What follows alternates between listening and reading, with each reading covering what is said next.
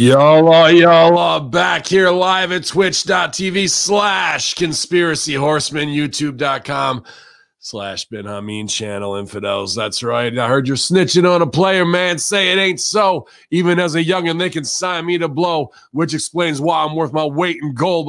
They was taking baby steps from an 8th to an 0, infidels. But we're about to get our weight up here this morning. It's the Friday locker room here at hackerhamin.podbean.com. Ultra kayfabe declassified Thursday taping at twitch.tv/conspiracy horseman. Hacker Hamin, Big Stevie Cool, y'all.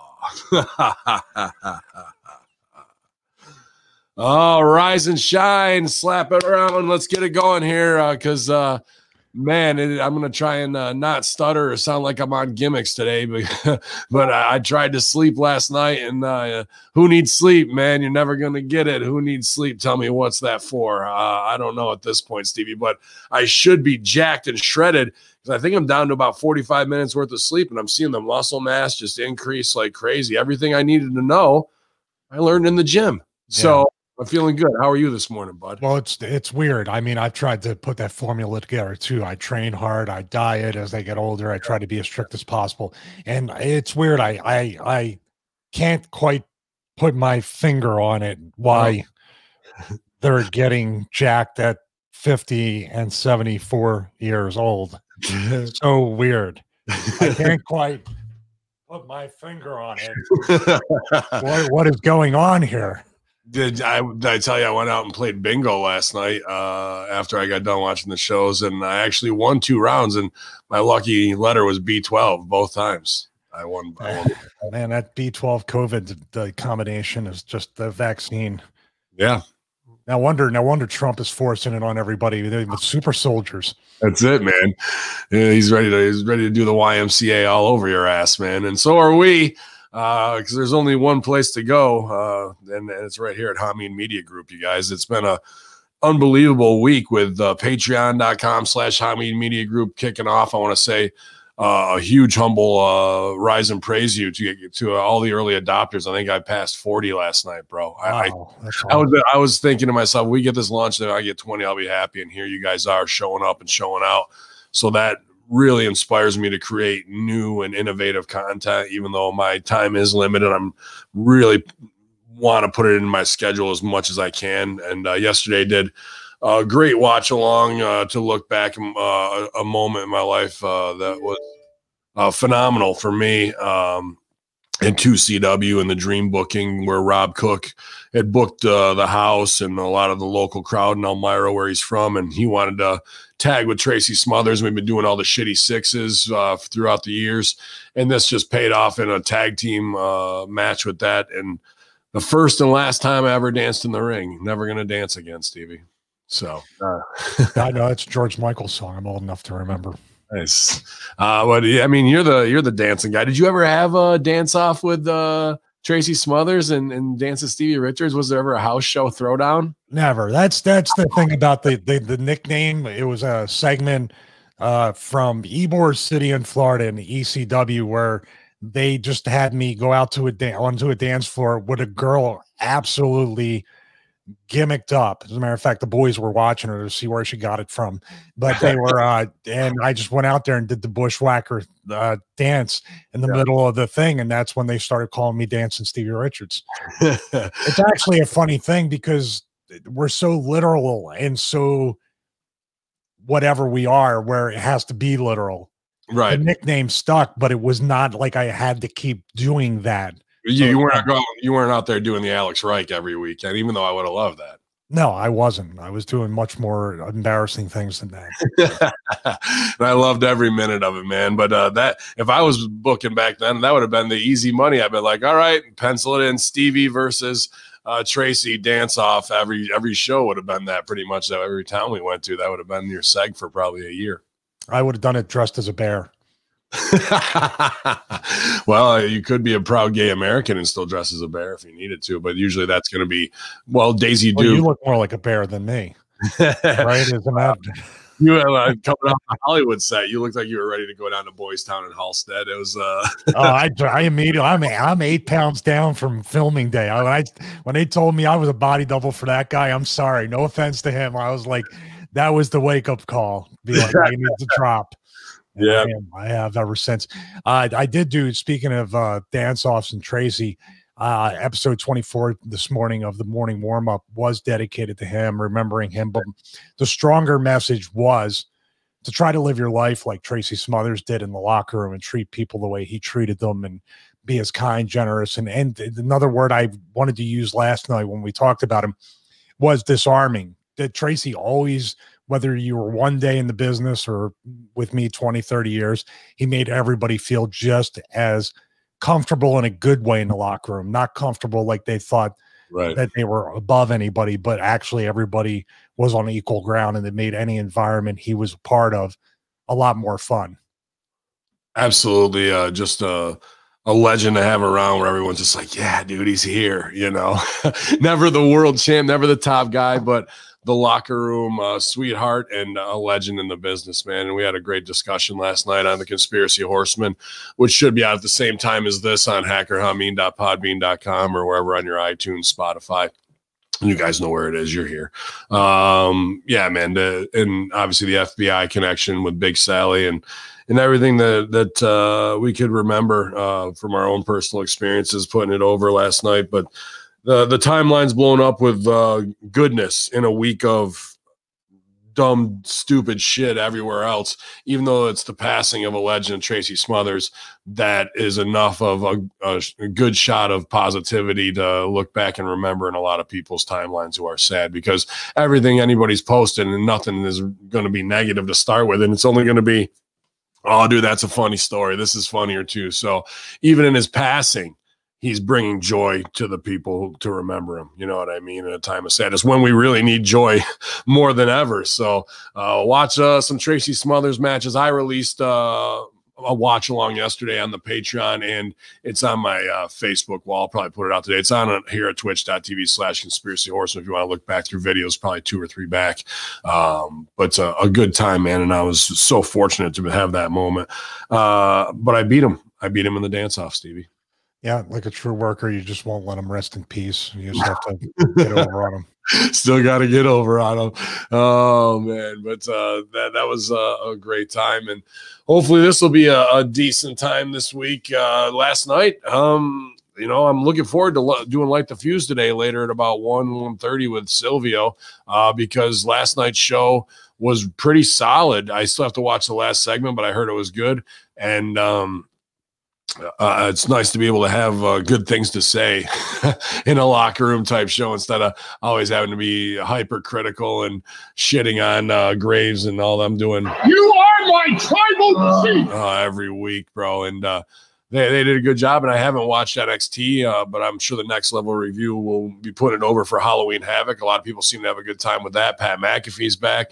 Pete Dunne came back, and looked like they were just, you know, having fun with it instead of putting all the pressure on themselves. And hopefully they didn't do a lot of stupid spots where somebody could get hurt. And also this week, Impact bounced back. I have to actually upload the Impact Attack. I'm a day late on it because every hour of my day was taken yesterday. But the Impact, after having a rough Bound for Glory, just one of those Murphy's Law nights, what could possibly go wrong now? They had 2 days to come up with creative solutions to fix their storylines based on outside and you know, factors or injuries or what have you, and they did a brilliant job in 3 of the segments and able to save it, swerve it, change directions, and be fluid with it. I bet D'Lo, Tommy, Zombie Princess, Cyrus, and D'Amore all probably had, and Josh Matthews had big meetings to come up with some pretty great creative solutions to the problem. So far midweek, the AEW show and Impact show have done great. Raw was absolutely brutal, Bob Evans. So, you know, the undercard is coming up here again this week. I wonder if the numbers will reflect that. It's interesting because I did watch the wedding thing, the Who Shot JR finish. Mm-hmm. And I'm just looking at that going, okay, Impact has an hour a week. It's just enough time to do that sort of stuff like Wrestle House, other things. 2 hours. 2 hours. Thanks for watching, Stevie. But but I really do think within that they could do a continuing Wrestle House, a continuing Who Shot JR type storyline, other things, and sprinkle in the wrestling. Because, dude, when I watch, like, it still hasn't adjusted yet. Like WWE added people, AEW added people along with pipe sounds and things like that. Impact, though, it is cringeworthy. No, this isn't against the talent or even creative. The presentation of a wrestling match and interactions of any sort where you're talking, but you're still pantomiming like you're doing it to the 67th row of the crowd. Right. Cringeworthy and almost wrestle crap, Mighty Wind, Christopher Guest type shit, where I literally couldn't understand. My wife watched with me. I was like, what's going on? Eric Young screaming he wanted a rematch, but he was mouthing half of it. And then did you catch how it sounded jumbled? Like he was trying to just do this. And then Scott D'Amore had to do the fist pump, which made me pop for some reason more than anything. Like, yeah, to me, that was just undertone and underlying whatever. I was like, what? You got to fist bump the guy holding his nuts. Okay. That's fucking hilarious. I'm cool too, Rich. I'm cool too. Right? Canadians are cool. I pop big on, how they fixed the Heath Slater thing. A massive hernia during the middle of the match. And the Wrestle House stuff has transitioned from pre-produced to TV. The Battle Royal they had was going awesome. They've done a couple sketches backstage for the wedding that could have been a little more friendly instead of how angry they were. But they got to here to do the Who Shot JR thing. Now, I hope they go back to a fully produced version of Clue of Dallas to not do this stuff just in pre-tapes. And I hope they have like 6-8 weeks because it worked. Dude, Dreamers go home shot and like all that shit was good. But to fix the Heath Slater injury, they brought him back because if he would have won that Battle Royal like he should have, and they had to call the audible to have Rhino go over, because if Rhino wins, Heath wins with that. So that was a good thing for them to switch on the fly mid-match to do. But Heath's like, now I get to sign my contract, baby. And she's like asking about the injury. He's like, no, I'm fine. I feel good. So he's like fabing the injury like any wrestler who's about to get signed would. And then, I have a torn ACL. Dude, it was so perfectly real for wrestling that the fans don't know how good of a choice scene work wise that was in the reality of guys fabing injuries until they get signed. And I've never seen anything. Well, I don't want to say never seen anything like that, but that was a good reality crossover of blurring the lines right there where everybody's in on the joke, knows he's fucked up, but here's the real wrestler line that they don't know about. But to the boys in the back, that's like the highest level of icing on top of the cake right there, dude. It made me laugh. Well, since we've broken all forms of kayfabe and we're letting people know everything, how do we translate that? The part that's actually going to draw and connect fans to the wrestlers and the wrestling culture. We haven't done that yet. No, not without, I mean, even you could stooge it off, but unless they're one of the boys, they're not really ever going to get how high level of a scene choice that is. You know what I mean? Commentators cover it. Football commentators cover it perfectly. They football time commentators, football shows that talk about things. The Impact Wrestling podcast could talk about that kind of stuff. Mm-hmm. Of course, this and that and the other thing. And the management, like Scott D'Amore and Tommy and D'Lo and Jimmy, to an extent, would have to play kind of tweeners and almost heels and office stooges and stuff. You have to have that real dynamic, which everybody can understand. Office stooges, everybody can understand. Management doing what they got to do to bury anybody to keep their spot. You can have a soap opera more involved than even the WWE thing that you had pitched, with Russo and I off camera. I think that could be even better. I was going to say one thing too. Do you see the model that we talked about last week? That if you get into Impact Creative, you're automatically going to be on TV. Yeah. Don't go the opposite direction. Yeah. I agree, man. Like there's a spot there. I guess I need to shake that tree. Maybe now's the time again, man.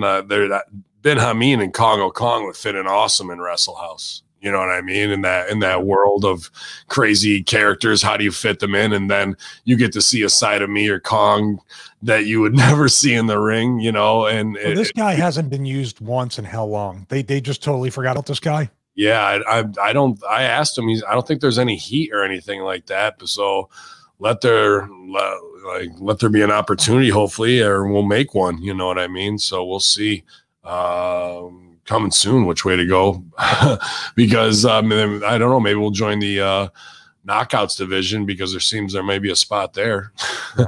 Still no word on Kylie. I want you to ask about it, but I want to finish my thought. I really want to know more about that too. This is the problem with Impact, and I'll say it each and every week, and probably keeps them. Well, they almost call me. They talk to Swinger, but they almost call me. But he shouldn't have said something on that podcast. How could he? How could he tell? Sorry, it's the truth.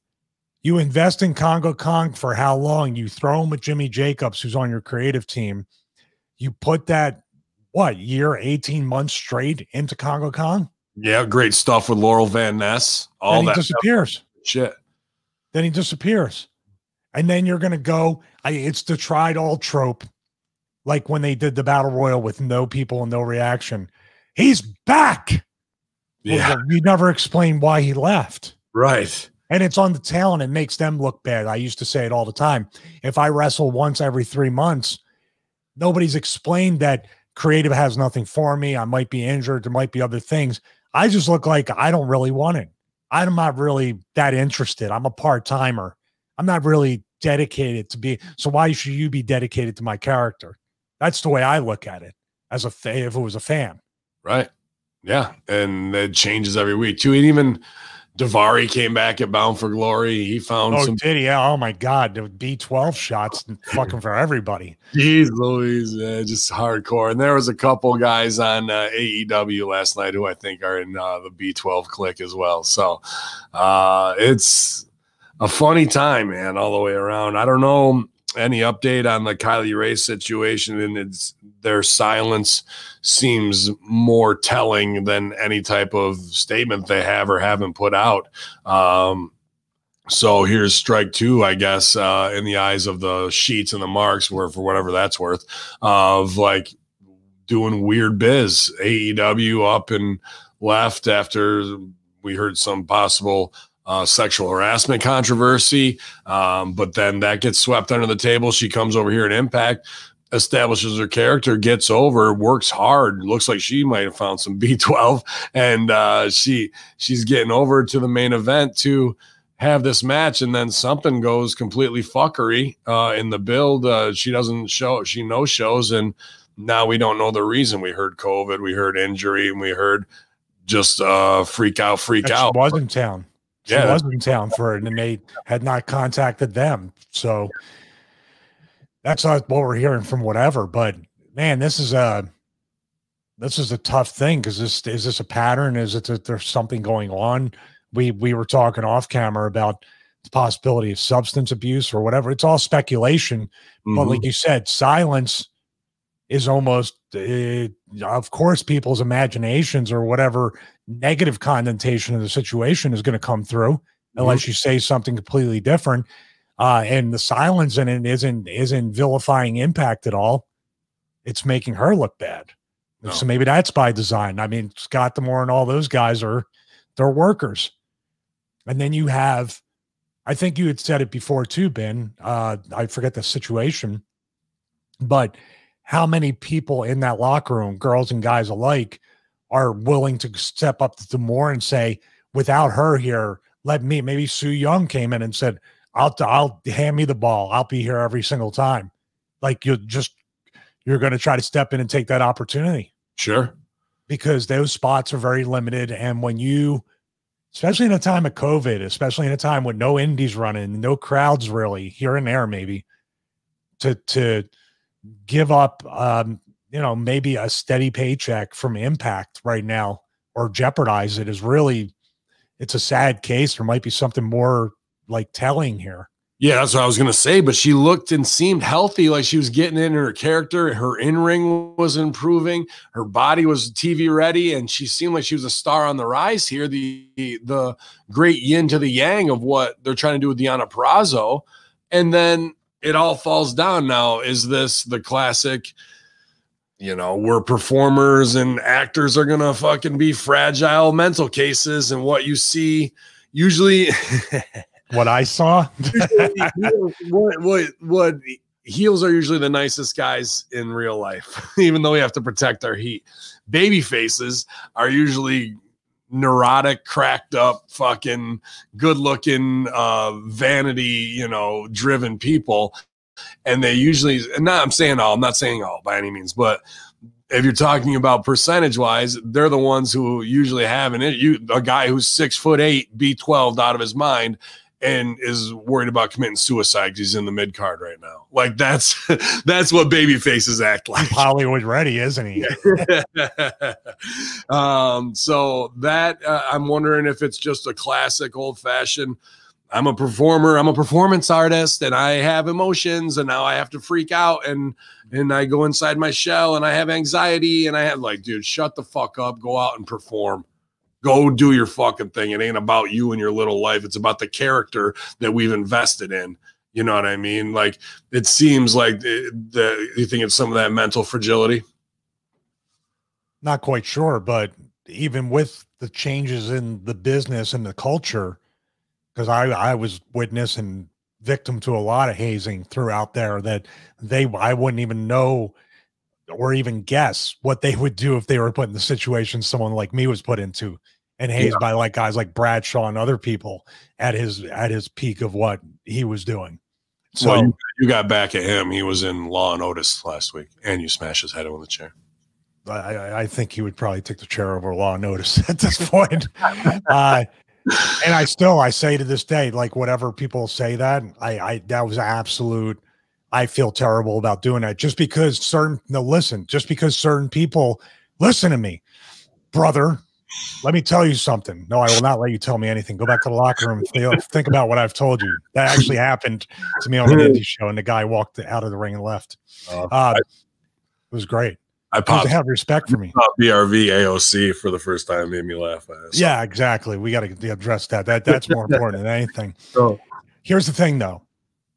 Just because this is what has carried us, you and I, Vince, everybody that we're tight with the kind of people we are. It really is, to my mind, two wrongs don't make a right. Just because the receipt exists within the business, and just because he may have done 1,000 things to 1,000 different people, it still doesn't make me feel any less bad about hurting another human being, because like, guess what?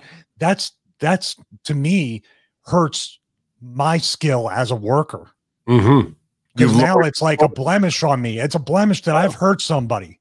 I hurt somebody. And to me, it's like, shit, 28, 29 years, I've never hurt anybody, but I can't say that because I hurt him. You know what I mean? To me, it hurts. Yeah. But was it because you loved Meanie so much at the time, and it was just like, you fuck up my boy, bro, you're gonna fucking get got? Because it was literally just because John was so tall. It was hard at that time too. I wanted to provide resistance or an objection to the chair, but it was a touchy ass situation, and I'd just come out of that heat with Bradshaw, and now the Meanie thing was happening.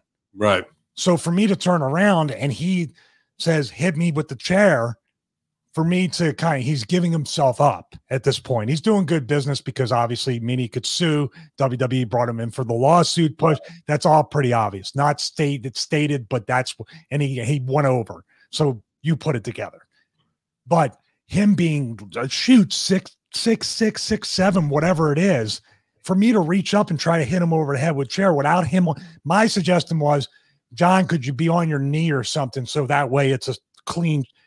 But at that point, I'm like, the feeling within myself is, this is probably going to look like shit or sound like shit, so I'm just going to do whatever. I'm not going to swing the chair like a maniac, but this ergonomically much like we talked about with Jordan Grace being so short and dropping the girl on her, the height difference to me, I already knew like this, not that I'd hurt him or split him open down to his skull, but this spot could look like shit. It was the opposite of what actually happened. So, but at that point, man, you know what I mean? I wish I spoke. One of the few times I wish I spoke up, took the heat, but protected him. And that kind of stuff didn't happen. All right. I mean, I've heard this before, and I get into it. They're hot to hear it in the locker room here this morning. So I'm glad we kind of got to it naturally. But I'll tell you this. And Bradshaw, somebody asked, was I holding back with the chair shot? I'm not even bragging. Yes, that was not the hardest chair shot I could have thrown. Yeah. And I'll tell you, if somebody, not just like, oh, I would have done this, that, or the other, but if somebody tuned you up, not that they would now and where you are, but if they did, and then they had a match with me, brother, everything is going to be there. So like, you're going to see some shock and awe. There's no doubt about that, and know that you fucked up. So I'm not out to hurt nobody either, but on that situation, every bit of the receipt was paid, and the tip was on there too, 20%. And there's a few people that are still in the business that you can still get if you want. Yeah, there's a couple. Boom, got. Hey, by the way, we as workers, I would actually work them first and lull them to a false sense of security where they don't think they have heat, and then you would be up next. That's me.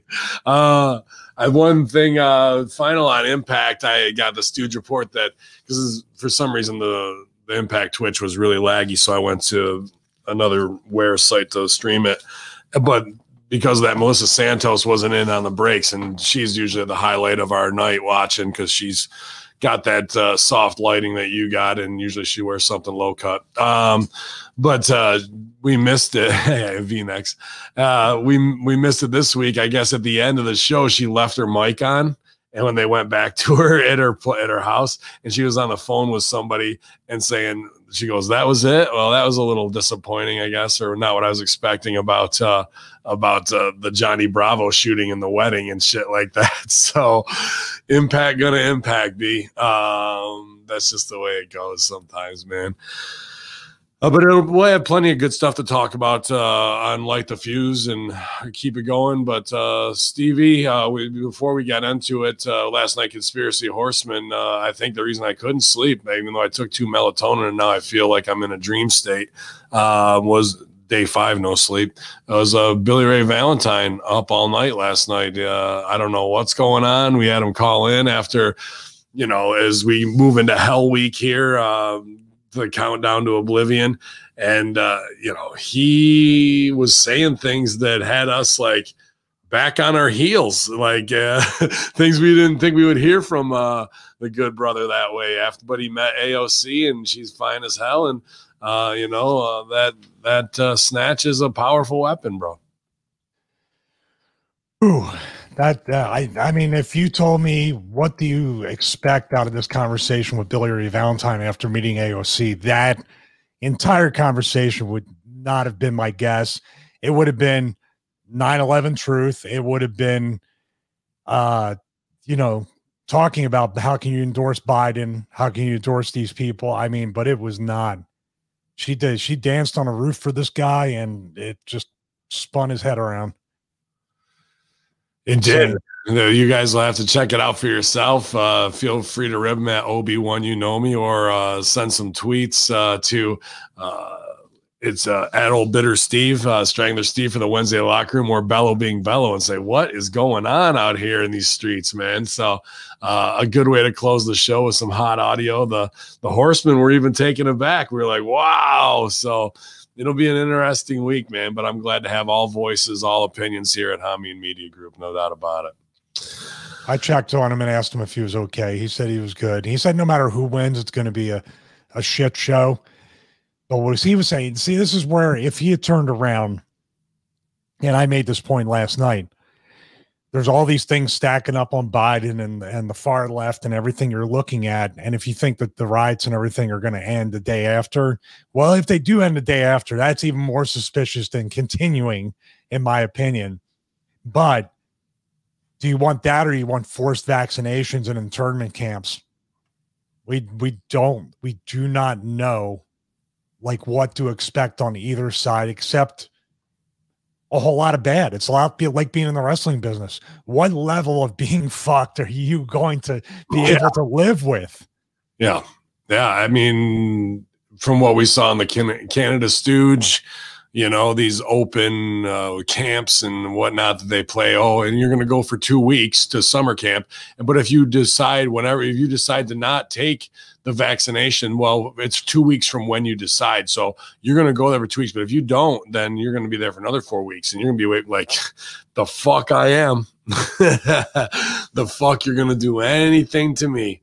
You're going to catch a hot round right between your eyes. I think the hope is now that we do at least have 2 Americas. We have your dystopian democratic cities, and then people like us are going to move to the mountains or stay where we are, where we're protected in our communities. Communities are going to come back, and people are going to realize they need to count on each other. And, you know, that's what I said last night too. You think these people are like rolling through everywhere doing what they're doing with their peaceful protesting? They're not stupid. If they were stupid, they would go right to the Georgia mountains. They would go right to Rome, New York, and it would end probably within 15 minutes. You know who is going to be super fucked is Texas. It's already starting, you know, with Rogan and all that moving there, and now it's just Hollywood fashionable.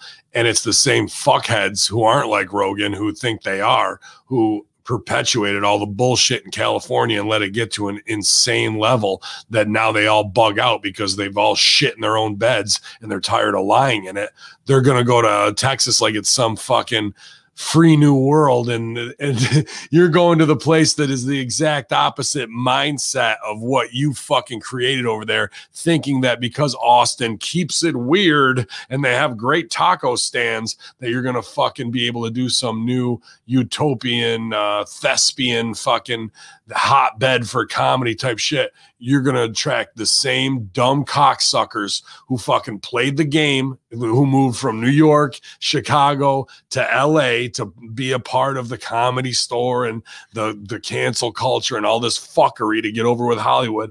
They're all just gonna follow to Austin and try and fucking be a part of this new little clique, hoping that it'll get them over. And the reality is they're gonna fuck up Texas, and the real Texans are gonna shut that shit down, and it's gonna get real ugly. Texas is fucked letting all those fuckers in there come in like that, to be honest with you. Yeah, Texas, I'm telling you right now, for Texas, you think these people coming in are the ones that are going to change. No, you have changed since.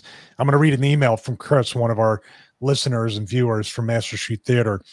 I'm 38 years old. I've lived in San Antonio, Texas my whole life. So this isn't like Austin. This is San Antonio.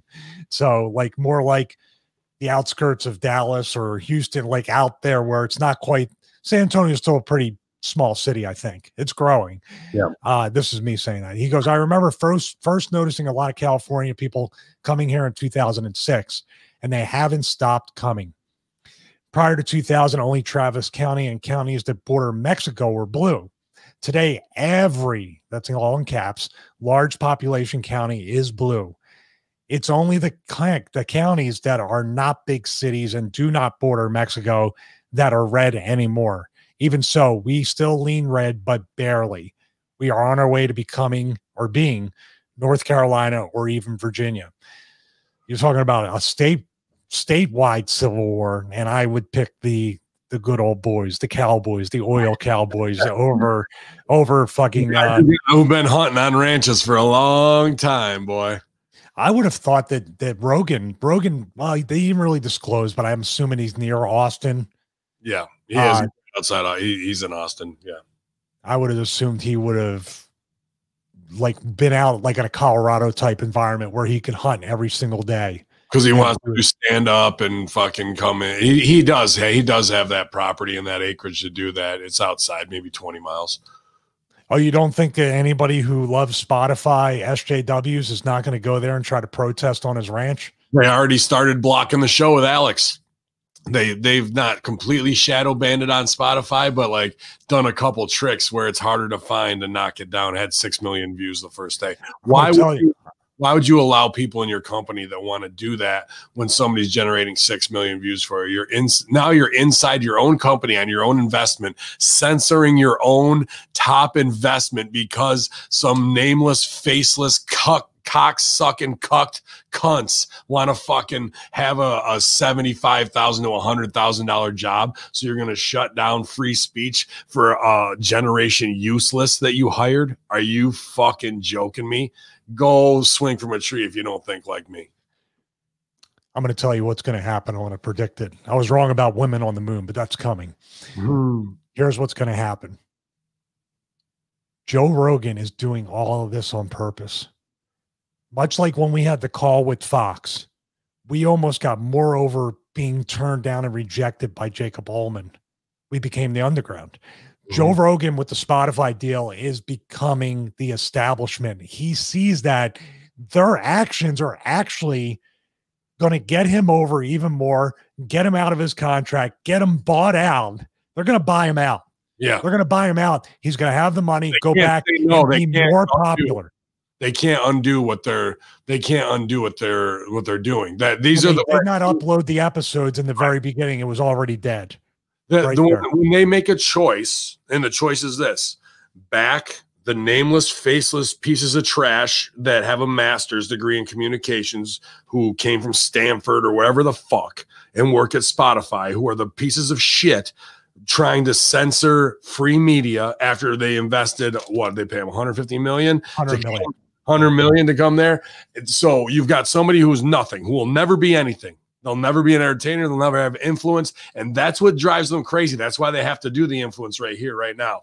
So instead of backing your talent and saying, oh, Spotify, we're open-minded in discussion, we're going to do these moves because this person is on the inside and that's their get back.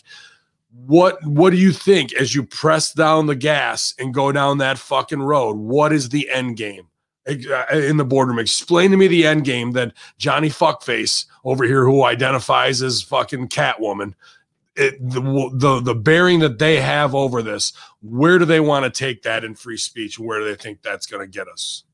Like, let's play that scenario out, and there is no win. There is you're getting very angry, and there's people in the chat room getting angry right now. I'm not angry because Joe Rogan is being a master worker right now. I believe this, speculation. He knew already this was going to happen. So what he did was he played nice for a little bit. He put his apology out, and now he's doubling down on the content they don't want. He's going to have Alex Jones. He had Kanye West. He's going to, I'm telling you, I wouldn't be surprised if he had Trump on. He's setting themselves up to make moves that he knows will expose them for what they are, while his content is just as great as it ever was. Yeah, and what's going to happen is now he has essentially capital that he can go when they breach the contract, they buy him out, he leaves, he can go back to YouTube, and with 10, 20, 40, $50 million of a buyout, maybe not the full 100, right? Guess what Joe Rogan can do? Create his own network and have his podcast, Tim Dillon's podcast. Maybe Alex Jones will be there. Who else? Theo Von, Fighter and the Kid. He has a lineup of friends, Joey Diaz. He can create the Joe Rogan network now. Bill Burr.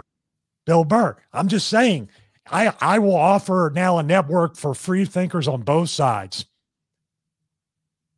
You're spot on. I can't say no to any of that.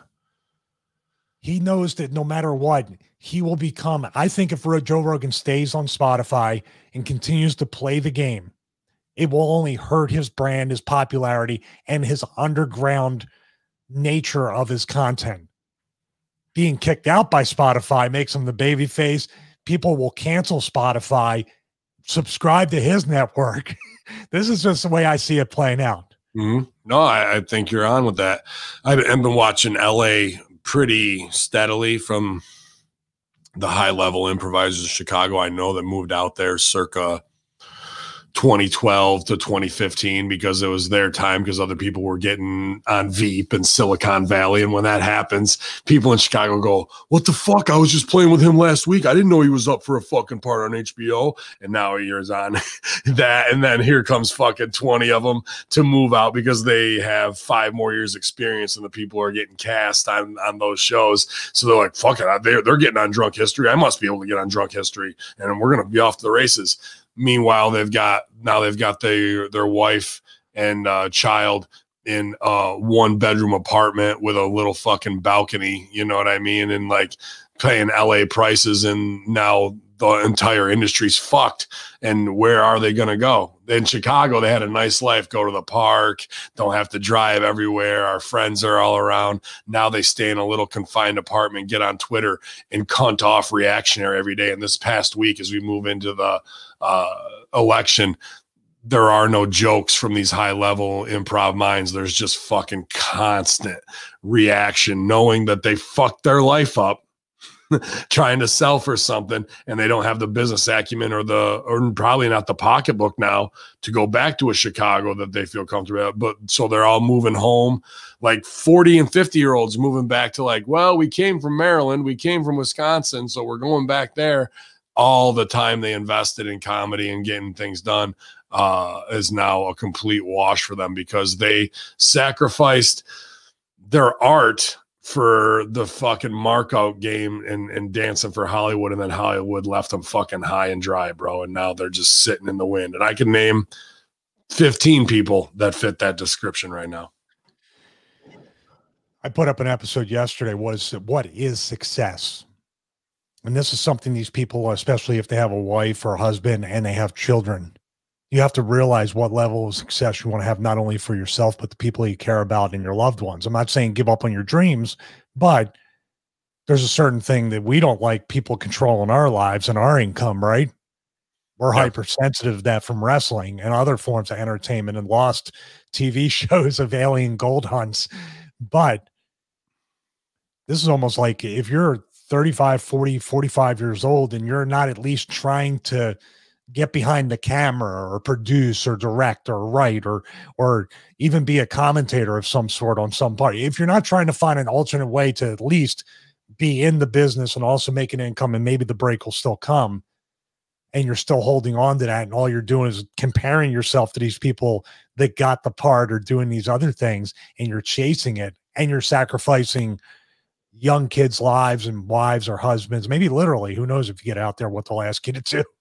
So I don't know, man. Snake bitten is the term. To get snake bitten is the most horrible false positive in wrestling and entertainment and anything. And you mix that up with weaponized hope. Oh man. Danger. I don't know why you had to hit him so hard with a chair, Stevie, but okay. I was holding back. And I was holding back too, but we got to get to it. It's your Wrestle Stinkin' ProWrestling.com headlines here for your Friday locker room. Good open, you guys. I feel a little bit more awake. The melatonin's starting to wear off as the Brosters Vince Russo Bro coffee kicks in. Official 5-pound bag available now at thebrosters.com, you guys, as well as the original smaller one. But with the pandemic coming up, part 3 or whatever it is, get your refillable K-cups and get your Vince Russo Bro coffee. It's the best thing going, and helped me pull through this morning because I was zombified when I fucking got up, man. So maybe this will put me back to sleep. Well, never mind. I'm hot already. Mick Foley, on what led him to taking a 6-week Twitter hiatus earlier this year. He sat down with managing editor Nick Hausman, who sat down with Hall of Famer Mick Foley, episode of Wrestle Stink Daily, where he opened up about his political views. Foley deleted his Twitter account earlier this year and explained why he took a hiatus from the platform. He said, I got off Twitter for 6 weeks a while back, and there were 2 things that did it. The death of the young lady Hana Kimura in Japan by suicide due to bullying, and the other one was the president retweeted something about Republican cowboys, Foley explained. I have their names written down somewhere. That the guy said the only good Democrat is a dead Democrat, and then immediately it was, I know they're going to try to take my words out of context. And I was like, no, wait a minute. I make a living using words. Those words are always meant to be taken literally. They were from the time of the former Civil War general who was told by a Native American in 1869 that there were some good Indians out there. And the guy said, well, the only good Indians I've seen are dead Indians. And then that got taken into the only good Indian is a dead Indian. You name it. The only good Nazi is a dead one. It's meant to be taken literally. And I thought this guy has set the bar so low for civility that particular retweet didn't even get considerable amount of attention. And I just thought, How far have we fallen that a president could retweet that and say, hey, see you in New Mexico or see you in November? And I thought, well, he's got 80 million followers. I think I think as a guy who uses words and has written 11 books and had been a pretty effective communicator, even without my bottom teeth, those words were meant to be taken literally. By hitting retweet, you are endorsing a viewpoint fully pointed out. You can't say you're just putting it out there when you're the president of the United States and you're retweeting something, you're endorsing it. So if you got 80 million followers, you do the math. It's like, okay, what if 100 took you literally about possibly killing Democrats? You do the math. It goes on, and I'm sure Hausman was jacking it hard Chicago style for this whole fucking explanation. Dude, there's no denying that he's a successful author and whatnot, but to me, and ultimate respect for Foley, another incredible moment I got to live in my career working with him. But to me, this is the babyface freak out that we talked about earlier, even on a star level. He quits Twitter because of a girl who was cyberbullied and because he doesn't like a retweet on something off of that. Like, fragile. From the guy who jumps off of cages, puts his teeth through his fucking face, who takes handcuffed chair shots, jumps off on the concrete, smashes his hips, gets lit on fire, Yokohama death match, to putting a sock on and choking somebody out with it. That's what is enough to trigger somebody to have a shutdown for 6 weeks. I don't tweet very much. I only tweet, like I was going to tweet today, no one suspects the butterfly. That was my one tweet I was going to put out in however many months. And I put out the Tracy Smothers thing. So like it said in the chat room, why you did it deactivating it, just don't post. Just get off Twitter, delete the app off your phone. If you want to ever get back on, or if you want to share something, and then Mick is a selfless or shameless promoter, shameless self-promoter. Yeah. And there's a tell in that too, with being a worker that never leaves you. And I joked with you about it yesterday with, getting yourself over. Mick is just putting himself over, is writing all these books. That's all I hear. Within that thing, he's putting himself over as writing however many books as an author. That's just what I interpret it as. When you come back with that too, it's just Trump said what he said. Trump says a lot of stupid stuff, but this election that we're looking at is policy versus feelings. Would that be a good way to absolutely sum it up? Matt Schaffer, our own super producer MSG in the chat, says he's not wrong about Trump, though. There was a plot to overthrow the Michigan governor. Yeah, and they'll write it off as whatever. Dude, happy birthday, Trisha. You're in the Michigan militia. There's things there you don't fuck with that people don't know about the Michigan militia and what actually is. It gets written off as some crazy Trumpers with guns went and did some shit. Nah, dude, there's calculated stuff, and you're living in a cold civil war right now, an information war. Go watch the Hillary Clinton stooge on that again and see what they want to do to weaponize it. To combat that, they push certain group into a corner. And those groups in the corner have military and tactical knowledge. And if a coup d'etat is what they need in their local government, welcome to the line in the sand where we are. And it's going to be more than just Michigan. It's going to be Texas. There's upstate New York boys who could do the same exact shit if you keep pushing and you keep pushing and now add some Flint water on top of that, 15 years of Flint water. Guess what? Forget about going to kick Ken Shamrock's ass. I'm going to throw you the 20 gauge and you're jumping in the back of the truck and we're going to go fucking make some changes. That's how far they've pushed people. It's not about some sign on your fucking front lawn and then the Nancy Pelosi stooge off story to try and make crazy white boys or proud boys or whatever the fucking meme is going to be that day. They can do all those memes they want, but when they show up at her house at fucking 4 a.m. and the 308s are come out in your house dress, Nancy, you've been surrounded and overthrown. is that what we're going to have to do? Because if Trump goes over, you can guarantee they're not going to go quietly in the night. It's going to be 80 days of fucking chaos while all Soros funded, all slandered through every fucking Operation Mockingbird media outlet that they've got right now. So the story as it's told is definitely not as it's sold and told is definitely not what really is going on when these things happen. Somebody isn't just going, let's go get the governor. Yeehaw! Bro, these fucking dudes are in the war room.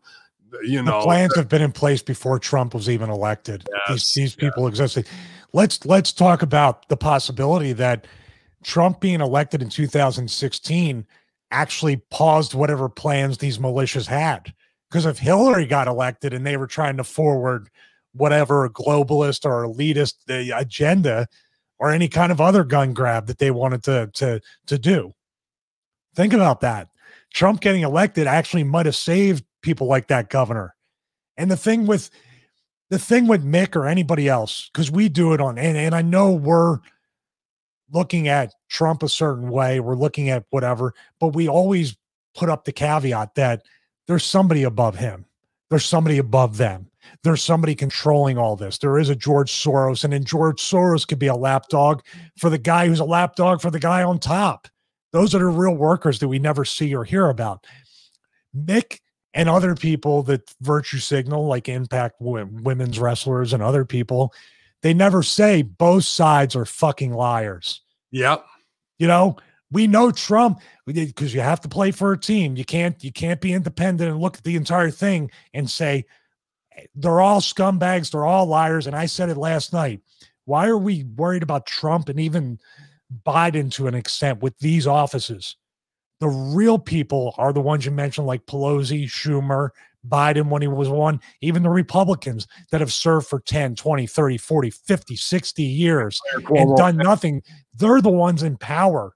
They actually do keep the president in check. But those are the ones passing Patriot Act at 1 o'clock in the morning. That's 1,000 pages ready to go, like the day after 9/11. You're paying $100 million to become the mayor of New York, and the job only pays $200,000. Like, and you eventually, if you serve there 4 years, you come out worth $50 million. Or you're Nancy Pelosi, you make $127,000 a year, maybe 150, and you're worth over $100 million. And there's laws that were actually in place that actually got repealed by the very people that utilize it about insider trading not too long ago. Remember that? Mm-hmm. They banned insider trading, which, by the way, was technically legal before that. Did everybody know that the reason why they're getting rich is because they're allowed to trade inside information on the stock market? That's why a lot of senators got caught because of the left-wing stuff and everything. But essentially, everybody profited off of COVID, dumped stocks in cruise ships, in casinos, in entertainment, maybe movie theaters, and bought up any kind of medical, vaccine, personal protection gear, all that stuff, and made tens, if not hundreds of millions of dollars off of it. There's what has happened as you can't go into Walmart without a mask, as you can't work out in the gym. These people have profited, and these people have, in my opinion, all this stuff is a dry run, and we have failed every test. We are so easy to control. It's not even funny. Yep. But, you know, Michigan crazies. Big Eva reels backstage conversation he had with Undertaker that made his day. Let's see here. He's talking to Sports Skeeter, which you can check out the new Vince Russo Raw review right after Raw. Going to be available on Sports Skeeter soon here. I'm not sure we did the first week yet or not, but you know, unfortunately, with the loss of Animal, that was his spot, and Sports Skeeter reached out to Vince, and I think he's going to be doing it there. So he gets to watch Raw in real time to have to do the show right after now. So ribs on him, and then he'll be up Tuesday to review the whole thing with us again. Good times. But Big E says, I remember one such conversation when he told me, man, I watched you when you first came up to the main roster, and I had no idea you had as much personality as you showed. When I heard that, it really made my day. To be honest, it more than just made my day. To be sure, to be complimented by a guy like that, a man of his stature, I was really, really appreciative. I was fortunate enough to call him my coworker in many ways. I think back to all those times when I could just talk to him, meet his kids who are big fans of New Day. And those are the moments I'll never forget. It's remarkable that he's been around for 30 years. He's still going strong. He's on the Mount Rushmore of wrestling. Yeah, nice. And Big E, hopefully his solo run will be strong to get him up to the level of, you see millions of dollars on that guy. Absolutely. We just need to find the right story to really get him out of the gate, to send him into the stratosphere as a singles star. If I were a talent, I would still resist any and all major pushes until people came back in the arenas. I don't know why. It just all falls flat, dude. Yeah, no, I agree completely. And after Kofi took those bad bumps the week before, they swapped him in with doing a Street Profits fucking thing. We talk about it on Master Shoot and other things on Raw and SmackDown Review, but I think because he was probably concussed, you're going to see those guys doing character for the next couple of weeks. Big E coming off of the big Smash Mouth fight with Sheamus. But we're going to need a new catalyst, so it'll be interesting to see which way they go that way. Tony Khan comments on Eric Bischoff's appearance on AEW Dynamite last night during the Inner Circle Town Hall meeting. Eric B. from Cody, Wyoming, stood up to ask a few questions. It was actually a decent segment, man. Jericho, along with Santana, Ortiz, and Guevara and MJF are in the rings. The two sides debated if MJF would make a good fit for the group. You can see Bischoff's appearance on AEW's YouTube. Let's see. It's great to have Eric Bischoff visiting us at AEW Dynamite. It's always great to see Eric, and nice to have Eric back on TNT, participating with Chris Jericho and MJF in an Inner Circle Town Hall. Yeah. So thank you to your team, Tony. Bischoff responds. Bischoff also gave his thoughts on MJF's performance tonight. MJF is the shit, Bischoff wrote in response to it.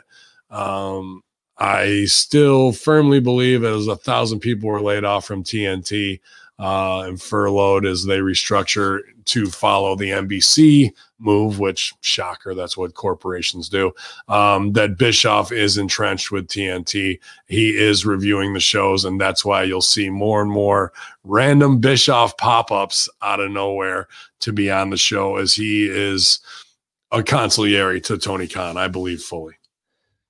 Which is a good spot for him. Absolutely.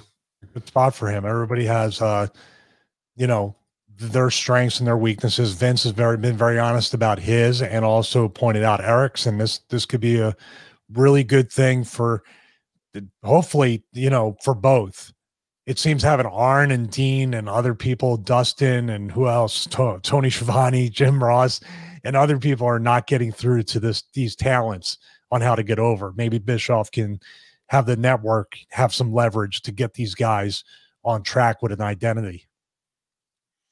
Yeah, I think even because Khan was a big mark for everything in the 90s, like I was, and he liked Bischoff's stuff so much that they can take that if you're going to pull from something and steal. Not the worst idea, but at the end of the day, you're also stealing from the company that lost the war. So is that a, best war room strategy, maybe to get it up to a certain level, but we'll see. Yeah, but Bish was good last night. They actually used a couple other, the Avalon Kid and some other people to get them on camera on TV as the town hall. It was done tongue in cheek, funny enough, man. But I was really looking forward to this one. Serena Deeb defends the NWA women's title on AEW Dynamite last night. So right after winning it this Tuesday night on UWN Primetime Live pay-per-view, she's right back out defending it night 2 on AEW. So she faced legit Layla Hirsch, who debuted on AEW Dark and worked Shimmer and Black Label Pro shows. Dude, a really solid match. This girl is like a little fire plug. They bill her from Moscow, Russia, which popped me. But she was doing all kinds of great Greco-Roman amateur stuff, like slide right through to try and pick the leg, like really great style clashes last night. And, Deeb winning over Thunder Rosa to become the AEW Women's Champion. She's just now getting the shine her wrestling should. And people are like, well, she wrestles like a guy and she's so technically proficient. She's so, yeah, welcome to being a son of Rip. And she is a son of Rip, because it's not like you girls go over there and practice that fucking back handspring, back elbow bullshit and shake your ass. No, you're going to fucking come in here and you're going to be the best chain wrestler in class. And a lot of times her and Jamin were. And now you're getting to see that for the first time. I'll stooge off a bunch of shit. I don't, I don't care. I do care, because I care very much about what happens to her. But this match happened because of the Abaddon injury, where the girls who are green, and this girl, Layla Hirsch, is only 2.5 years in the business, and Serena led her to a match that made her look like a 10, 15-year vet. So great job by Layla being able to follow and in this get over match. But I guess Abaddon, this is where she was hurt bad, took a fucking forearm to the neck and dropped her and couldn't breathe. And they stopped the show for a half hour, and it was a bad scene. And by the time she got to the hospital, I guess things were better, but very scary. So while they're taping the show, they're often, they come and ask Serena, hey, she's just in the back kicking it after she did her little promo or whatever. Can you work quick? And she's like, yeah. So it's like 20 minutes before they got to go out to the car, get the gear. She said Sonny Kiss was being awesome, really helping get her ready. And everybody was like all hands on deck. And then it's up to Serena to call this match to a girl who's never been on TV before. And they steal the show with the best technical wrestling match on the entire AEW show last night, in a title defense where everybody got over, right off the heels of it. So when she went out there, it was like, all right, we're nervous and this is going to go how it's going to go. But boom, her OVW training and years of experience in NXT coaching kick in, and she leads this girl to a showstopper match. And then she comes to the back, and it was kind of a locker room sellout. I'm not going to put over everybody who was there, but the elite of players were there. And they were blown away by the fact that Serena, they were expecting go out and grab a headlock and fucking go in a rest hold. Instead, Serena just does what she does, and their jaws were dropped by it. And now they know who they've got for the investment that they put in there, and that she can do that with the most green girl, that she could do that with their best talent. And what can she do? So the elite got a big wrestling lesson in how to work, and how you don't need to plan spots, and how everything doesn't need to be walked through 58 times. And that this is what pro wrestling really is all about. So this match means a lot more than what people are going to see on TV. And in my opinion, this match, along with winning the NWA Women's Championship, is now the first step in the real Serena Deeb career, because whether she was getting her head shaved by Punk and doing that type of shit, then being marginalized and leaving, she had an unbelievable match with Asuka in Japan. That's probably my favorite Serena Deeb match, to finally getting in the Mae Young and then going to NXT and being silent. She's never had her shot. She's never really had her day in the sun. She's done the full, I'm the most well-rounded worker you could be bit, but these last weeks of people putting the title on her, putting the camera on her, is the first time she's really been able to step out and shine. And it's only going to get brighter from here, man. It was a fucking great segment. Yeah, I'm very happy for her. She's always seemed to be the cog in the wheel of some women's division, but never really featured to any extent. And it's good to see. I just want to tell AEW, and I want to tell Serena, get paid accordingly. Don't be so good. Be as good as you can, but I'm always scared that you're so good that you'll have to get shitty workers over. Like, I'm really afraid they're going to be like, she's great, so how can we put Brandy over on her and make her Brandy look great? And no, if you're going to do that, you deserve to get paid for your supposed misery, in a way, if you know what I mean. Not that Brandy will make her miserable, but you're degrading the value of the talent. You're starting to build this girl. Don't build her in order to just have somebody else take it all from her. Yeah. I've seen the pattern one too many times. I'm not being negative. I'm being kind of forewarning in that way. They just can't help themselves. And in my opinion, you should be really looking in the mirror after she came back that time and you all were in the locker room sellout and say, wow, why are we so excited over this match? Shouldn't every match be like this? Shouldn't we be leading? You shouldn't be that excited if you're all that good. Excited for her, but not excited to be like, how did you do that? That's pretty much what it was a how did you do that magic in 20 minutes. Sad. That's actually a sad story. I know. It's going to be interesting, but hey, if that's what they need to do to actually see how this shit's done, now they've got somebody on their roster who can do that, and it's going to make everybody raise their level, man or woman, of getting it to that level. And she'll make Brandy to whoever look good. But if it's me, I say let's rethink things and look at the diamond we have right here. And is this our legit Becky 2 belts, Serena 2 belts, who can do it like Becky never would be able to? Yeah, well, guess what? I see Brandy 2 belts. I'm not even being funny, dude. I'm not even being funny. I think Brandy's done, bro. I think Brandy's cooking shows. Dude, she had 5 restarts in the first year. 5. All right, we'll get ready for number 6 because now you got a legitimate girl that can get her over. Yeah. People are saying Deeb versus Sheeta. That'll be great. I'd love to see Deeb versus Nyla Rose and David and Goliath. There's a lot there. There's a lot to work with, but definitely a master worker. And that was proven last night. Best segment on AEW, I think. Wardlow and Paige were solid too. But shout out to Devious One. We'll work promos later. Pete Dunne makes it back to joins Team McAfee in a shocking return to NXT. I don't know if I like this choice because Pete Dunne, the NXT Bruiserweight champion. Oh, I know who he is. I just didn't hear the name. So he came back and now he's with Oni Lorcan and Danny Burch to join a beatdown. He came out when he thought it was going to be for the save and turns. I guess the guy's got value on him, and if you want to build a clique, do it quickly. But this might be a little bit too quickly for me. I think there's more meat on the bone with Lorcan and Birch, with McAfee getting things set off instead of just having them join. But it is Halloween Havoc, so you want a big to do there, a big look. And dude, Pete Dunne looks like he's definitely hanging out with Braun, working out hard.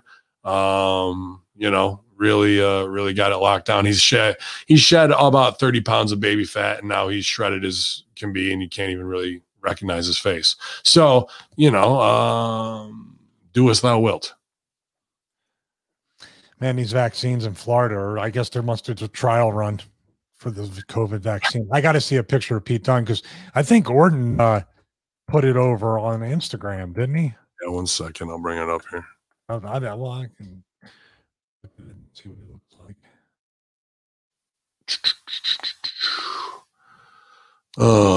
Cut his hair too, huh? Cut his hair. Yeah, hair back. Man bun. Yeah, there's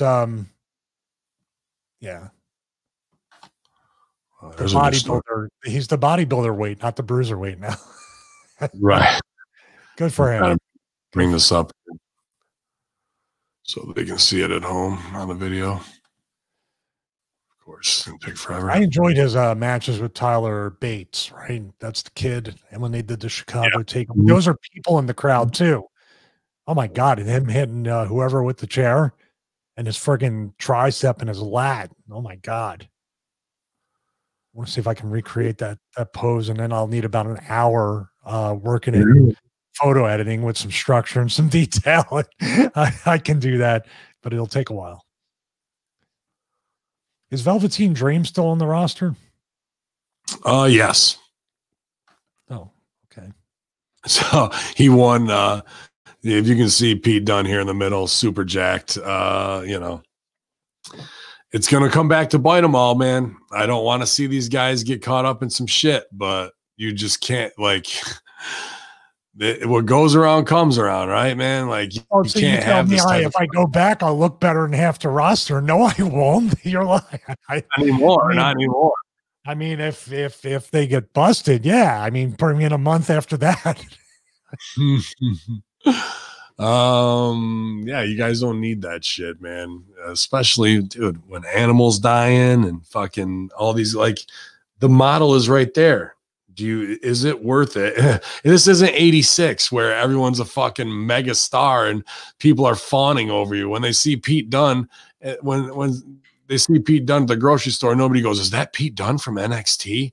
Like they would Stone Cold or The Rock back in the day. But yet we're risking our health during a time of COVID to be vanity metric, insanely jacked. For what purpose? Because there is no fame in the entertainment business is fucked. So really, it's just a show and prove to the boys in the locker room so you can get a push on a show that's careening toward the fucking ground from 30,000 feet, man. It's crazy because for whatever people say that the jury's still out on steroids and growth hormone or whatever other PEDs are out there. The Lyle Alzado story is a cautionary tale. If people watch that, there's documentary on YouTube. I think it was an ESPN one. But the enlargement of your organs, the enlargement of your head. Some people say your nose. I don't know about that part. Vince was accusatory of that, but that nose always looked that big. But in all seriousness, if you're predisposed to anything, I have heart disease in my family, I have cancer that runs in my family. Am I going to voluntarily introduce something that could accelerate cancer cells or grow cancer cells potentially, or just activate anything in my body or accelerate any kind of hereditary type of thing that could shorten my life so I don't make the greatest impact that I can, that I cut? I know what you're saying. No longer, in my opinion, Ben, I know you say it all the time, those side effects of steroids are gone because there is no real money to be made, that the curve of income has been flattened. Mm-hmm. Like you said, there's no real from 75 grand to $3 million a year for drawing at WrestleMania. Now it's up to subjective looks from a crazy old man and people that have been in positions for way too long. That's who you're dealing with. That's who it's for. I mean, what other standard? They're not dealing with live fans of the crowd. So who else is it for? Jericho says his debut is one of the most iconic and memorable debuts in wrestling history, but he originally thought it would be cool to have, his original plans for his WWE debut here, the Y2J one. He goes, but he thought it would have been cool to have Ralphus by his side. Fans may remember Ralphus, who was Jericho's personal security in WCW, who ended up becoming very popular with the fans. He says, I was leaving to go to WWE at the time, and I was like, wow, it'd be really fucking cool if Jericho shows up on Raw with Ralphus by his side. Jericho said, like, I was thinking that, like, what the fuck was I thinking? And I mentioned it to him, and one day, like, hey, what do you think about going to WWE? He's like, I'm in. We gotta get out of here. This place is losing. Keep in mind, he's still driving the lighting truck around. I would have popped huge. I was a mega Ralphus mark back in the day. I mean, the Y2J debut would have been, you couldn't have Ralphus there. Like, that was taking him from WCW to a higher stakes player. So it's probably better that he wasn't. But dude, that Ralphus stuff had me fucking rolling. I've always been a mid-card guy. I've always not liked prima donna main events or matches. Their guys didn't do shit, which is what I do now. But when it was Hogan Savage, when they should have been put out to pasture, it was Jericho Malenko in the mid-card carrying the fucking torch. And that stuff was always the Ralphus stuff was always my favorite. And everything Jericho's done, from the List to the Friends to the Y2J to the Trash Bag Ho to the Undisputed Champ, that shows that character and a visual and comedy can get over more than anything else and make you remember years later. And even that, after everything he's done, in his mind, sticks out more as well. That was magical stuff. I loved it. Is Ralphus still with us? I think he's passed. I think he passed not long ago. This would have been for his WWE debut at the Millennium. So yeah, 99. Yeah, I remember that. If they brought him as a callback in WWE, that would be good too. They could have in like 2005, you know what I mean? Brought in Ralphus for a run then. That would have been fucking excellent. But yeah, they did a good job elevating him in the Y2J fucking here, break the walls down. That was fucking great, man. Yeah. 3 more to go through here, Stevie. Did you get my Facebook message, by the way? There was that story that got passed along to me yesterday. I don't know if that's in one of your 3. Oh, yeah, I'll check that out. Do you want to go home with that or you want to do it now? I don't go home with that. Well, it depends on how bad the other 3 are. They're all equally bad. This one we'll go do first. Elias album Universal Truth reaches #1 on the soundtrack chart. So we did it, you guys. That coveted soundtrack chart where there's no movies. No movies out right now. We fucking did it, everybody. We made it to #1. I don't know what was holding them up from #2. Maybe the Moana soundtrack was still hot. Who knows? Sound of Music came back for 7th generation run. Yeah. Triple Game tweets, constantly evolving and creating. Congratulations at I Am Elias WW on the new album and the success it has had so far. Hashtag Universal Truth at Apple Music. Game likes it. I got hit up by a bunch of people this week sending me the social media manager job for NXT, and I didn't apply.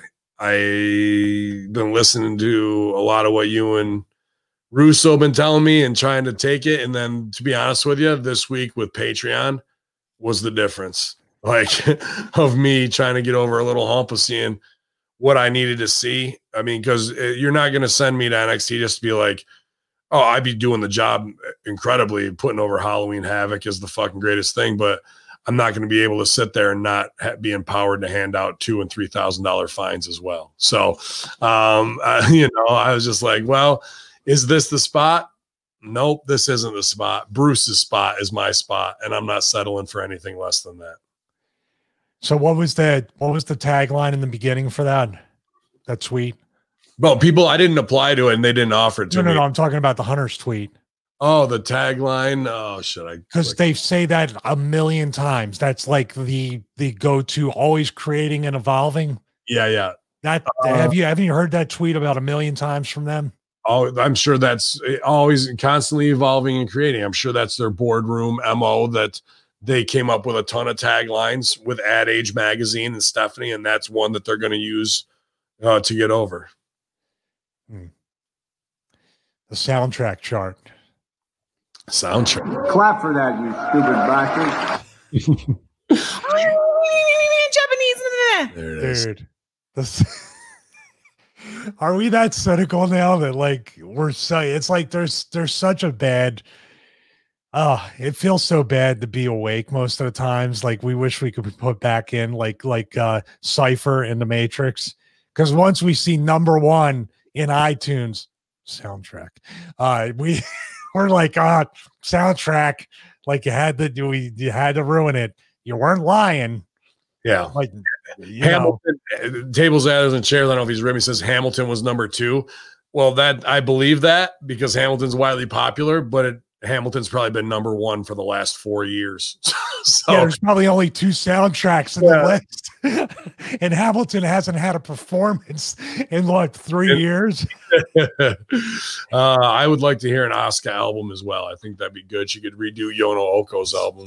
I should. You know what I should do? I should release a piano album on the soundtrack chart. That'd be fucking great. That would be great. Just right hand only. Just play melodies. Didn't see. I had Amazing Grace, man. I've been trying 2-handed stuff. I'm 3 weeks in and I'm frustrated. Well, that's your second album. That's your fucking sophomore debut. It drops the week after. So you can have the number. I just do the Universal Truth and in parentheses the real one. So that's the SEO gets hit. Yeah. What I want to know is how many albums sold digitally does it take to become #1 on the soundtrack fucking gimmick? Because if it was me, I would fucking here's a quick thing. So if I could get one of the rappers like Frio, Issa Black, or Rated R, all we'd have to do is make a shitty little movie that sucks, have them do the music for it. It would be the soundtrack. We could get this, we could get them a #1 on the soundtrack instead of the hip hop charts. So you could say #1 recording artist. Well, why can't we? Why can't they make up 4 raps, one for each of us, and then a couple 9/11 and this and that, and the Hillary Clinton just twist and shout fucking remake from the 50s. and we do a little shitty documentary, but that's the soundtrack, and now we have artists who are #1 artists. That's the work of what they're doing, isn't it? And why is he on the soundtrack charts? What is it a soundtrack to? We make movies, pal.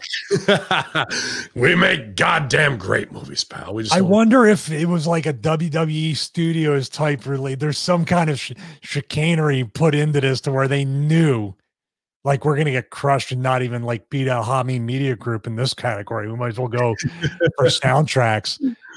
Well, I want to know the actual number, because if he hit, I mean, he deserves he deserves to, you know, if to push the fucking guy from day one, like you should have, and that performance was his first 4 weeks on TV with people, you probably would be selling albums and making money.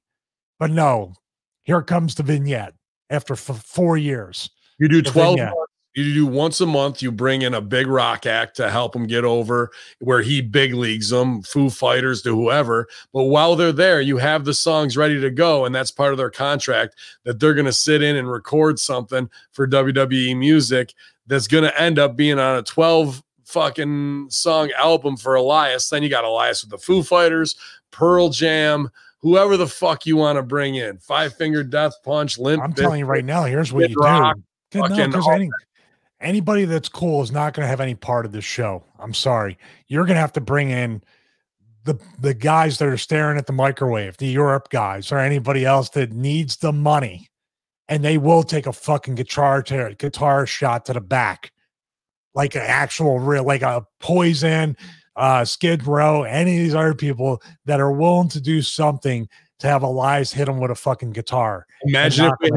Imagine if we had all those guys at the end of the year come back for a battle royal, and then you got, or not battle royal, but like a lumberjack match.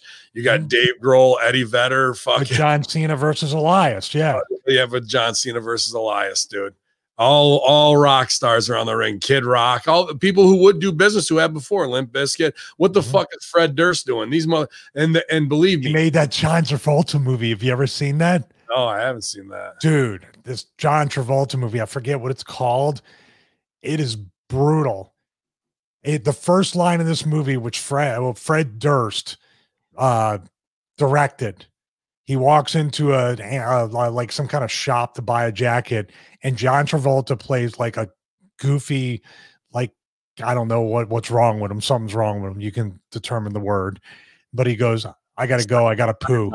I gotta go. I gotta poo." Is the first line of the movie. Oh my god! I gotta look this up, the name of it, because this needs to be a watch along. I'm not even kidding. John Travolta. Let's see, The Fanatic 2019, and the character's name is Moose, and I'm going to send you just a screenshot of John Travolta choking a dude and the haircut that he has. He looks like he should be writing for a dirt sheet. All right, go ahead. I'm gonna just do this, but we needed to take this little left turn here, because this can truly. Sal would appreciate this movie. Go ahead, I'll continue. I'll try to find this. Sorry,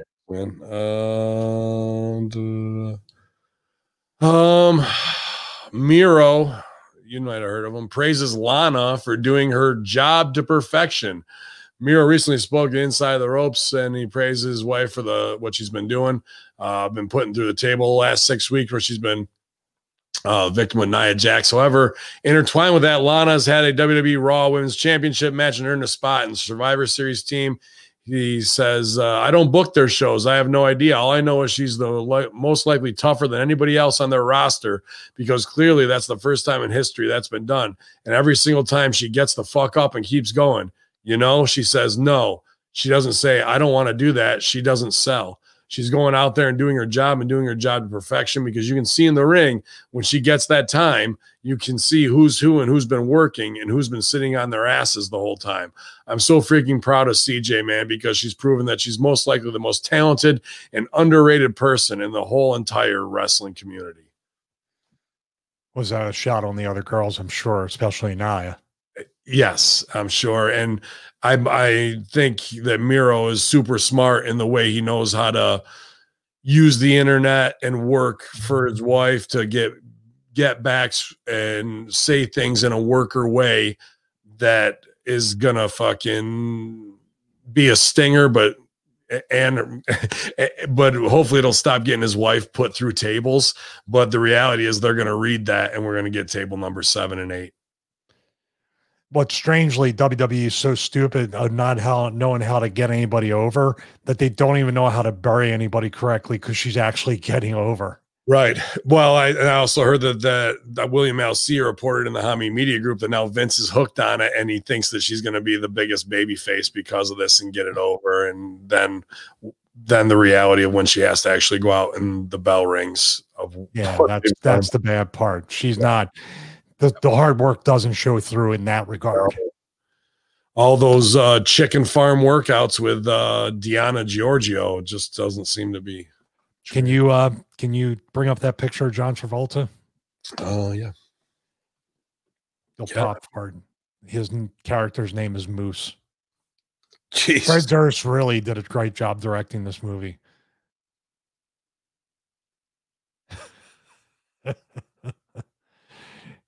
That's how I feel most of the time when I'm watching wrestling. That's the same guy that was in Pulp Fiction, by the way. I'm just want to let you know. You see him as fucking Teflon Don. He was terrible in that too, bro. He was terrible as Gotti.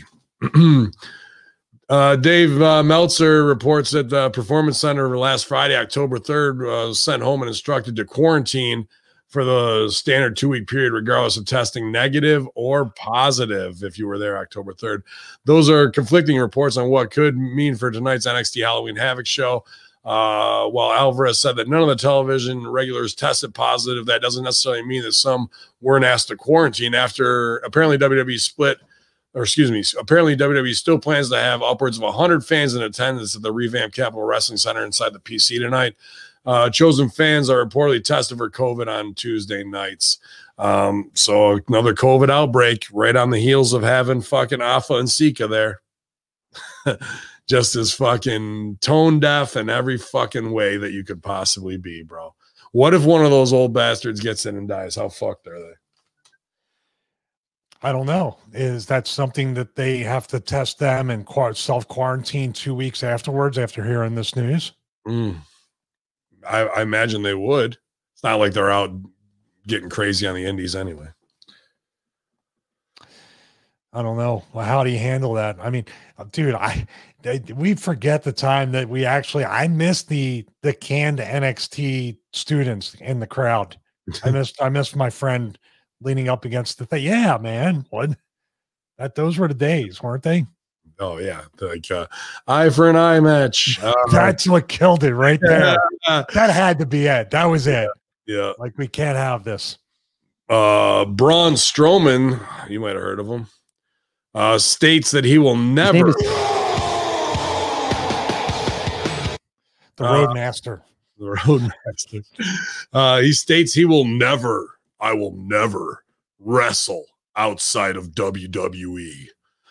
Braun states he's clearly loyal to WWE, man, to the point where he has stated that he will never wrestle for any other company.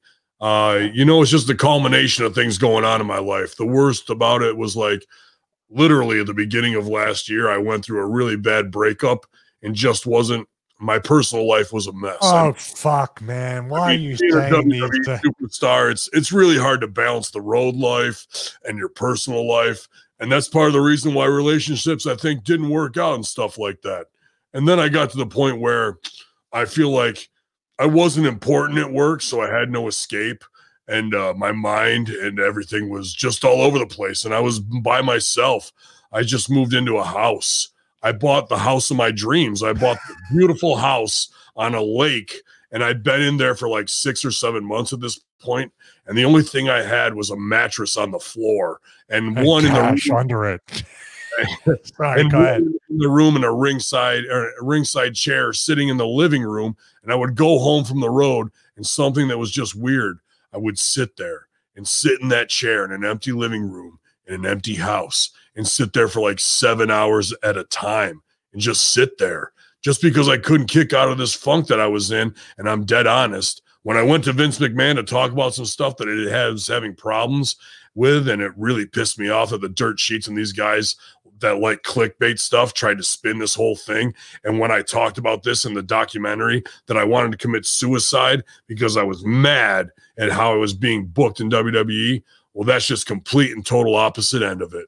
WWE was my only positive thing that I had at that point. And I was so mentally hard on myself with what was going on in my personal life that I started letting it affect my business life. When in the grand scheme of things, I have the most amazing job on earth, but I get to a point where I feel like I'm just a number in the system. And I was like, I need to address this. Braun Strowman sitting inside a fucking sitting inside of a fucking 44,000 foot square house, 6,000 foot, 12,000 foot square house with a mattress and a fucking whatever it was, backlash chair. He sits there for 7 hours pondering like the fucking thinker. Why am I so depressed? If only I could figure out how to get some more pussy. Well, how could that fucking happen? Was his girlfriend Alexa Bliss? Is that the breakup? I Listen, you start out, but by the way, you're completely killing your character from word one, but right. You're kind of like, if you're listening or watching or reading or whatever it is, and you're like, oh yeah, I can understand. Oh, you bought the house of your dreams. Okay, well, you're sitting. Okay, well, you have a lake. Oh, you're a piece of shit. I hate you. Like the sympathy just kind of freaking trails right off, dude. Like it puts over everything. I'm rich as fuck, and like I'm just gonna be a fucking little baby inside.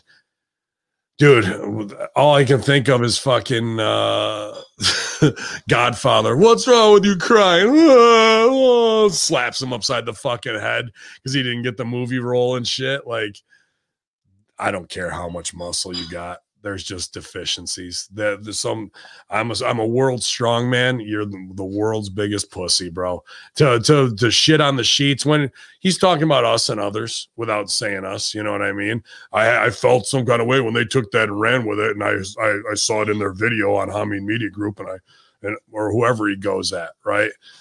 Instead of going, I'm the fucking beast, the monster. He's saying he hates the sheets and how the sheets spin things of him being a pussy while he's talking to the sheets, telling how he's being a fucking pussy.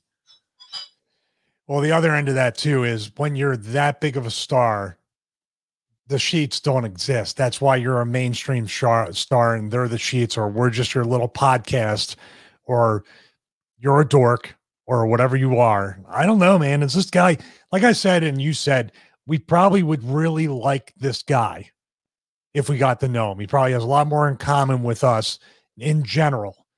But this type of lack of self-awareness and even lack of perspective on the run you have and the money you're making and the opportunities that are presented to you, that you may have to look maybe 5 years from now and realize, much like I did in a lot of ways, that, yeah, that was my fault. I was blaming other people at the time, but I could have done this different. I could have controlled my business. I could have been more professional and been more business, or not taken it so personally. They're not your family, Braun. Vince is not a father figure to you. Bruce doesn't give a fuck about you. Nobody does.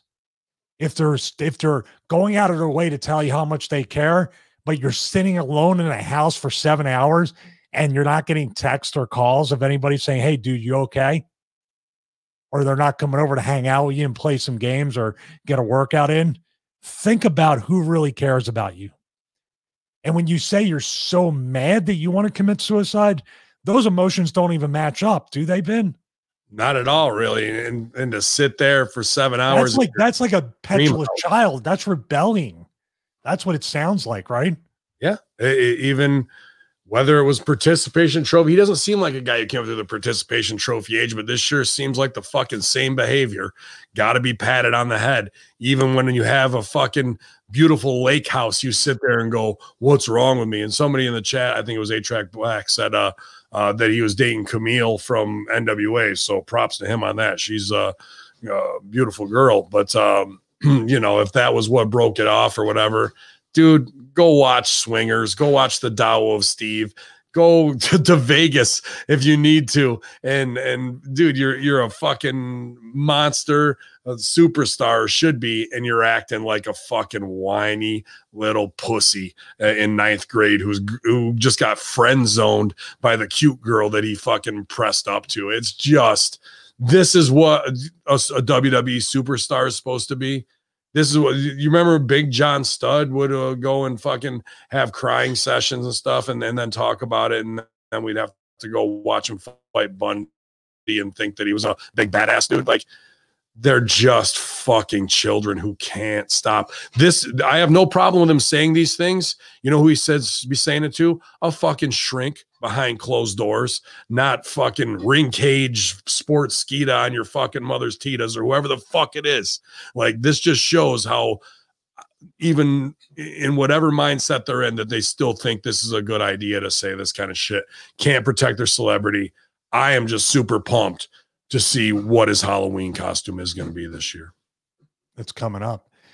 I'll say this after everything we say, and the reason why we're saying this shit is because we do see the potential for him to be one of those guys, like you said, that will echo in the annals of history of wrestling to be remembered. Now, if we're past that point, I don't know. I don't know if it can be saved. You know, the bloom might already have been off the rose for a long time, but at least you give it an effort. And this is the thing too. You can call, I know you lashed out on Twitter. I'm not really on Twitter. I don't deactivate. I just don't post. That's my recommendation.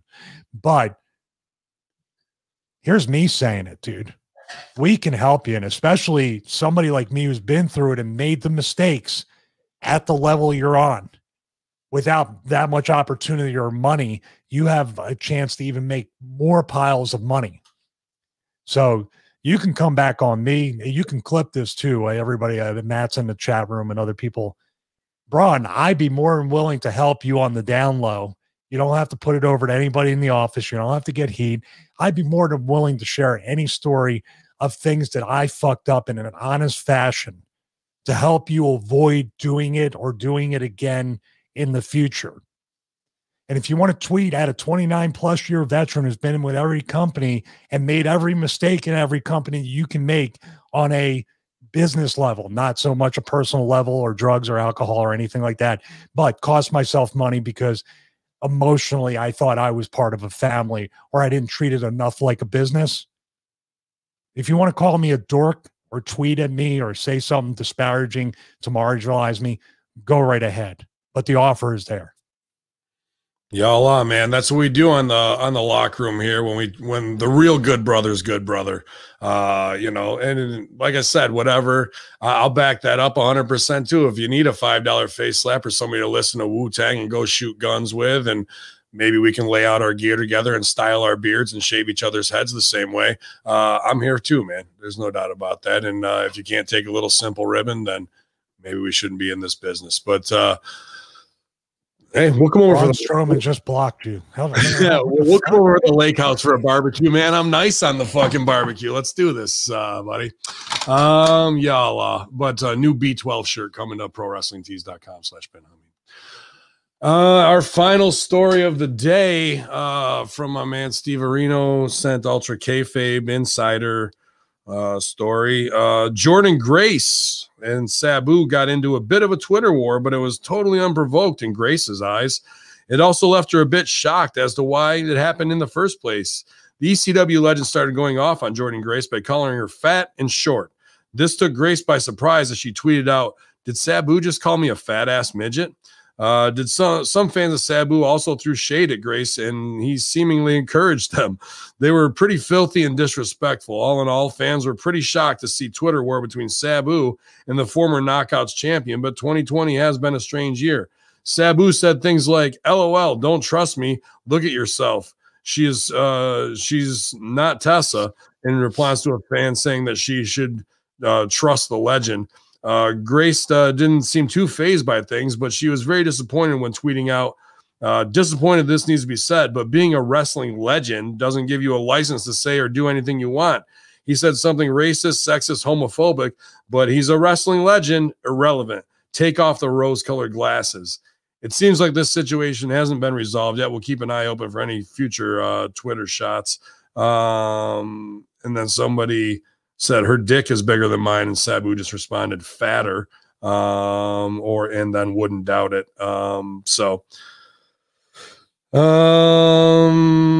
And he's just going at her, retweeting her, all kinds of shit back and forth. So, you know, really keeping her head above water, and not lowering herself down to the Sabu level where everybody looks at Sabu's word and goes, man, absolutely. Not to doubt Sabu's legacy at all, but even her, she loves this. She loves it. It's exactly what they want. It's not like shock and awe out of nowhere and I'm wounded. It's like, yeah, one of these where I get to be the victim and play all of my social justice. All of this. Is Sabu out of pocket? Sure. He's fucking Sabu. What do you do as a worker? Sell that shit. Instead, now you got taking pictures with Tommy Dreamer to put over. Here's a real legend. You think Dreamer isn't texting Sabu right as he fucking walks away, ribbing you and being like, what the fuck? Absolutely. They just more children who won't protect their superstar and want to cross over to be Lexi Kaufman instead of Alexa Bliss, who want to be Jordan Grace or want to be Trish Parker instead of Jordan Grace. And you don't get to have it both ways in this business unless you're while you're signed, unless you're on the outside and the Jordan Grace character is really you and the Trish Parker is just an infidel character like Ben Nur that I invented, so they can't handle Ben Hamin all the time. Like fat midgets. What are you gonna do? Yeah, well, the fact that Sabu, who's somebody that every time I was on the ring with him, I was just scared because he was so convincing in the gimmick. The fact that he can pick up one of these things and get on Twitter, I would almost want to pull him aside and say that ruins your mystique as well. Yeah. Mm-hmm. And to do these things and say these things, yeah, absolutely. It seems like the mental makeup of that type of generation always needs a war to fight, as inconsequential or small as it is. We need to, that's why it has become so much white noise in a way. When a boy who cried wolf type stuff, when everything is offensive and everything triggers you, then nothing triggers you, or nobody recognizes what triggers you. For him to say that too, obviously is just, this is the thing we live in too. We do a podcast, we talk, like if Braun, and I repeat this again, if Braun wanted to contact us, we're not telling him to tweet us. Send us a DM, get our numbers, text us, call us, talk to us like men. It's the way it used to happen. Nobody tweeted at each other. They would just say, hey, dude, what the fuck? I think it's interesting you say that because I felt it last night right before you came on when we were at twitch.tv/Russo live on the front page of Twitch. So he was ribbing and they're having good brother time, Stevie Ray and Vince, right? But Stevie Ray shows up 5 to 8 minutes late. So he's ribbing him about CPT without saying it because people would lose their fucking mind if you were to say that, if Vince was to say that to Stevie Ray. But that's the boys being the boys. But I come in 2 minutes early and he wants to bring me on to have a little discourse with Stevie Ray, and Stevie heels on me and but that it's his time and da-da-da. That's from the underlying heat of whatever happened with his Twitch, and he lost those videos in StreamYard and didn't back them down. And I wasn't going to say shit on there, but we're in the locker room here. I'm the young boy compared to Stevie Ray, and I'm going to lay out and shut the fuck up. If he's hot about something else that he wants to put the heat on me because it was a tech snafu, I'm just going to lay out and take it. what the fuck am I going to do? I want to have a good relationship with him, but it was his time to go over in a promo and for my time to sit there with my head down, even though one really doesn't justify the other. You just got to fucking take it on the chin sometimes like that. So if Sabu's going off, what's the most powerful weapon in all of media? Satire. Why wouldn't she just come back with one line to dismiss him? Instead, she feeds right in for it or doesn't stay silent. Meanwhile, I'm sitting here yesterday just coming in to hopefully have a little discourse with a guy I got ultimate respect for, but he's hot about something, and I know it, obviously, from the way he didn't want me on in his time. And even when they do bring me on, I didn't say word fucking one, bro. You know, you just don't do it. How do they not know the fucking rules? They're at that level on TV, both of them, fighting in Saudi Arabia for millions of dollars and trophies and all this shit.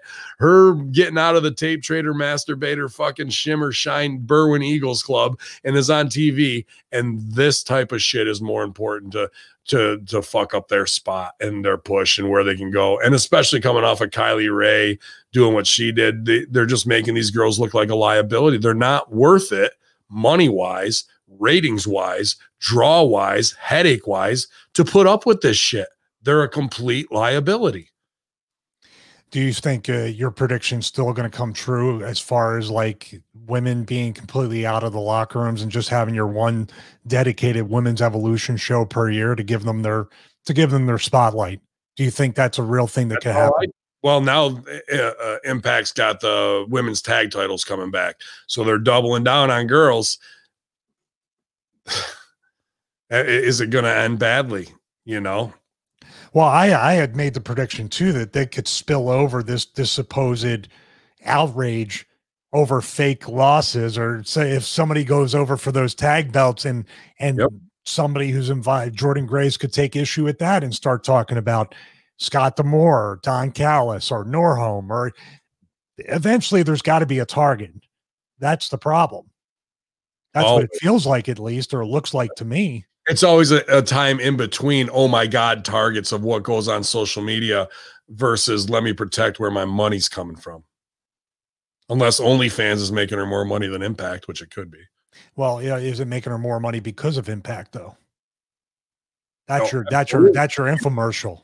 She'd be nobody without it. But on the infomercial for the sexy stuff, she acts all fucking empowered, big mama pump and shit. So we're just confusing the message here, and it doesn't surprise me. You're right on Sabu going to Twitter after being a silent, violent guy for so long to sell for that shit. But is this, I'll put it out there. Is this, I don't think it's the kind of guy I know, but is this Dreamer trying to get fucking her worked up by using Sabu to fucking trigger her so they can fucking maybe push her out the door that way? I don't know about that. Okay. I really don't know. Dreamer wants everybody. I don't think Dreamer would pull that. He's a politicker, but I don't think he pulls those backdoor type, right. Like trying to, like kind of like a lie hop, my hop combination. You know what I mean? He's not that type of guy. If anything, he'll try to smooth it over. Tommy wants everybody to love him. And that's why he, to an extent, when I watch him do some of this stuff, he doesn't protect his character by doing some ill-timed comedy that someone else could be good for, like the end of that episode. But that's my opinion. What I laid out there may not be happening, but it's easy to bait her in. If you wanted to cut her throat a certain way, it wouldn't take much. And I see D'Amore being more that type, and Callis being more cutthroat workers. Yeah. So thanks for I'm looking forward to the call, Scott. I was going to call you, Stevie, but you made fun of my fist bump. I sure as hell did, Scott. Nice, man. I'll put it over, though, Scott. Give me the call, because you did steal the scenes in the last 5 weeks of the shows, doing damage control and a lot of different stuff, man. I have? No, Scott D'Amore has. Oh, Scott D'Amore. Oh. Mm-hmm. He did his stuff with Heath Slater was good. The stuff he had to do with the Band-Aid on the broken leg for the Deonna Purrazzo stuff this week was good. His blow up with Eddie Edwards is good. His fucking rib back of Rohit Raju while Rohit's trying to do the heel stuff. He's really been switching gears as not just the management role, but at what the emotion calls for in the scene.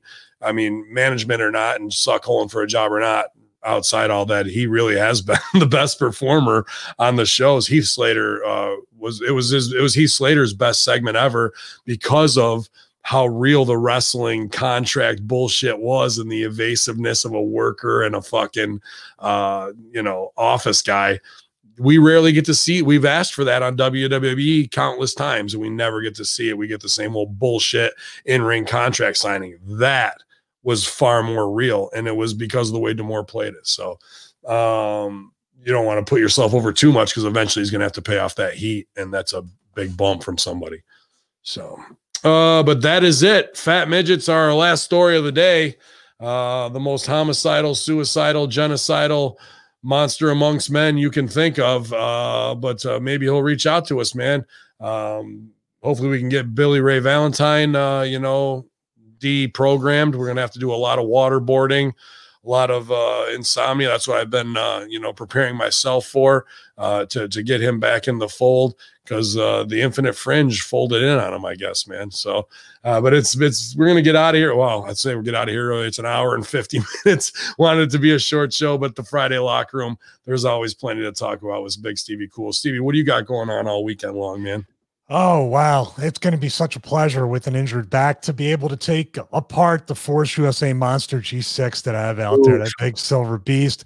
I'm going to, there's Odin's emojis. He's back there again. He loves being part of the show. Yeah, I got to take it apart today. Luke Hawks from Wildcat Sports is actually coming to pick it up with a bunch of people. They're going to put it in storage. I wanted to really give back to Wildcat Sports, give back to the Wildcat Sports training center. And I had the opportunity to get a different piece of equipment here from Force USA. So I'm donating the G6 to Luke and the roster and the school, and hopefully it'll get great use out of it, and he deserves it. And it's the least I can do for him. But that, you remember when I came back from the WrestleCon thing, when I injured my back, when I let go of the rope, and I had 22 tiles and 62 pieces of G6 equipment for 62 trips in here, and then took a weekend to assemble. It shouldn't take that long to disassemble, but we'll see. Maybe something will swing down and knock me out, and I won't have to finish the job.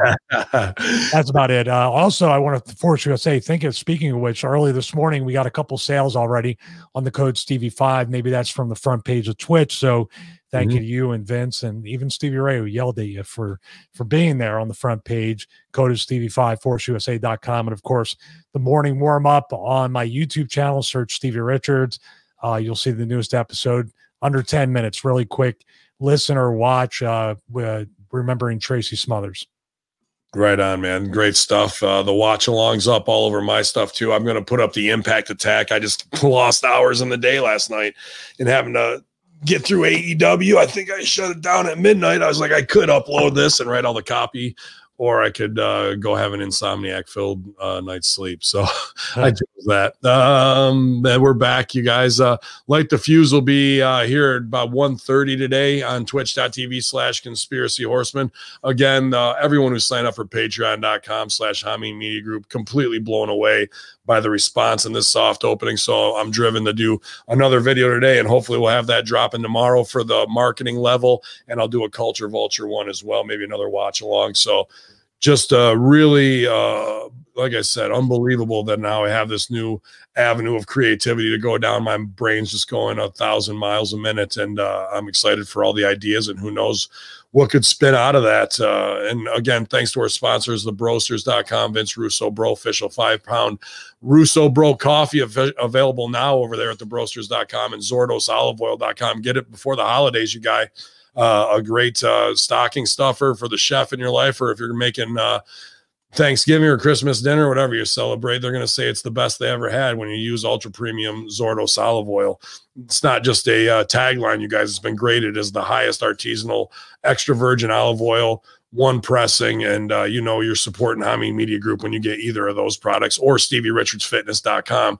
After you fill your face full of great food and wash it down, use that caffeine buzz and get some reps in so we can all get healthier together. You guys. And just to let people know that unlike Triple D, that when you order the olive oil, it will show up Did you put heat on him or no? He did. He got his days mixed up. He's going through a lot. So yeah, he was going through a lot. He is going through a lot, and we're not gonna pile on. Not me. I'm gonna fucking get my heat on him. But meet us all down at the lake house, you guys. Big barbecue this weekend at Braun's. We're gonna have a party, lighten up the mood, and make sure everybody's having a good time in the locker room, because we don't want to pass that heat around. We don't want that negativity. And it doesn't matter if you're a midget or a giant, you're always welcome here at Hamin Media Group. It's Big Stevie Cool. It's Hacker Hamin. It's the Friday Locker Room Infidels. Yalla.